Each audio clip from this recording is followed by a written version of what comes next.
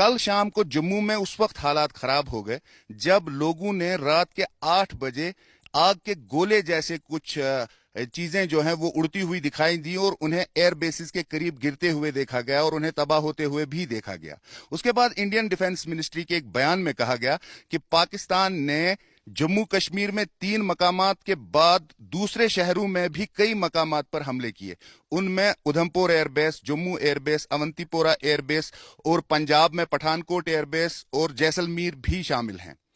Indian army का कहना है कि इन ड्रोन हमलों को नाकारा बनाया गया है और इसमें किसी भी जानी नुकसान की कोई इत्तला नहीं है। उसके बाद जम्मू कश्मीर में नई दिल्ली और जम्मू के साथ साथ कश्मीर में भी जंग जैसे हालात पैदा हो गए, क्योंकि जम्मू में और कश्मीर में कल रात को कंप्लीट ब्लैकआउट किया गया और सायरन्स की आवाजें होती रहीं। हम इस वक्त पुंछ में हैं और पुंछ में भी कल रात और आज सुबह 8 या 9 बजे तक भी शेलिंग होती रही और शेलिंग में एक खातून भी हलाक हुई है। कल रात इंडियन आर्मी का कहना है कि पाकिस्तान की शेलिंग की वजह से शुमाली कश्मीर के उड़ी कस्बे में एक खातून भी हलाक हुई हैं। इस दौरान काफी अफरा तफरी है और काफी खौफ और हरास पाया जाता है, क्योंकि पुंछ, रजौरी और दूसरे जो सरहदी बस्तियां हैं वहां से स्टूडेंट्स और वर्कर्स और